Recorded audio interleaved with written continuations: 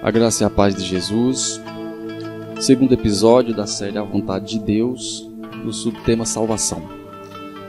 No primeiro episódio, nós lemos em João, capítulo de número 19, verso 18, e abordamos ali o significado da cruz. Hoje, no verso de número 19, nós estaremos tratando dos títulos que foram colocados ali na placa, na cruz de Cristo. O verso 19 vai nos dizer: Pilatos colocou no alto da cruz uma placa que dizia: Jesus, o Nazareno, Rei dos Judeus. O nome Jesus era um nome comum naquela época e muitas pessoas tinham esse nome.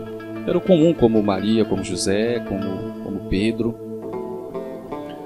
O fato que difere, o que traz assim algo extraordinário a respeito realmente da pessoa que ali estava na cruz, era as características do seu ser, era a sua personalidade, eram as suas virtudes, eram os seus atributos. Por isso que ali não estava uma pessoa comum. Era um nome comum dado ao homem, mas não era uma pessoa comum. Por isso que nós fomos chamados não para adorar somente um nome sem significado, um nome vazio, mas fomos chamados por Deus para adorarmos um nome que traz em si a essência de Deus, este que de fato é o Filho de Deus e que carrega realmente em si essas evidências do Cristo. Já Nazareno, nós bem sabemos que foi aonde Jesus passou a maior parte da sua infância, da sua juventude, E havia profecias a respeito disso. Por exemplo, Mateus, no capítulo de número 2, verso 23, vai dizer: E foi habitar numa cidade chamada Nazaré, para que se cumprisse o que fora dito por intermédio dos profetas: ele será chamado Nazareno. Pois bem, a profecia se cumpre, E Jesus, ele é levado pelos seus pais logo quando criança, por conta do contexto ali que havia de matança de todas as crianças, nascido ali naquela região. Então ele passa a maior parte ali da sua juventude em Nazaré. Por isso que Jesus, o Nazareno, era como sendo a naturalidade, de Jesus. E que o terceiro título que ali estava naquela placa, que é o Rei dos Judeus, assim foi colocado, porque ele auto se intitulava Rei dos Judeus e seus seguidores também, eles criam, eles estavam seguindo e estavam crendo que de fato Jesus era o Rei dos Judeus, era o Messias, era o Cristo, era o ungido de Deus, era o libertador. E não à toa, esse título, porque todo judeu ele tinha essa expectativa de vir o Salvador, de vir o libertador, justamente para tirá-los do cativeiro, do domínio, naquele contexto, naquela época de Roma.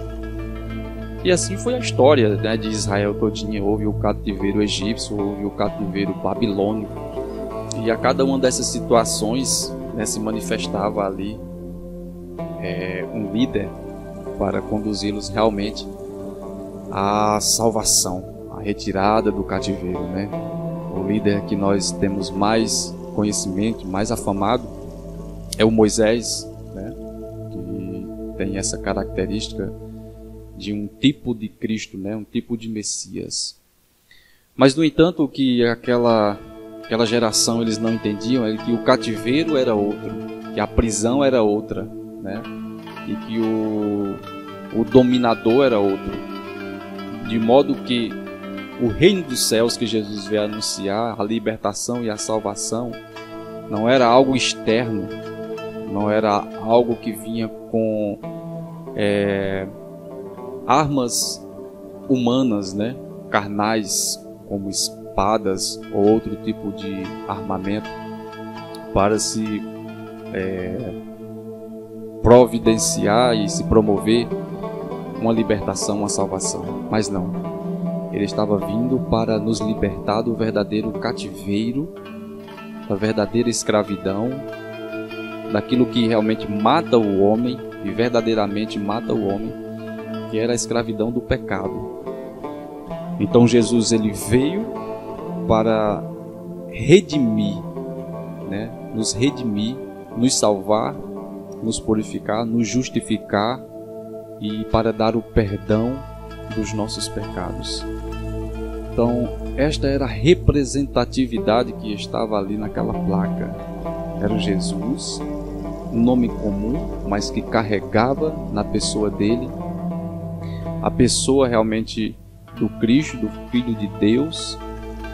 O Nazareno, por morar praticamente a sua juventude, sua infância e juventude inteira em Nazaré, e o Rei dos Judeus como sendo aquele que era o Messias, o ungido, né, que via para trazer salvação e reinar com cetro de justiça, né? Então esses são os significados, e assim finalizamos esse segundo episódio. Deus abençoe.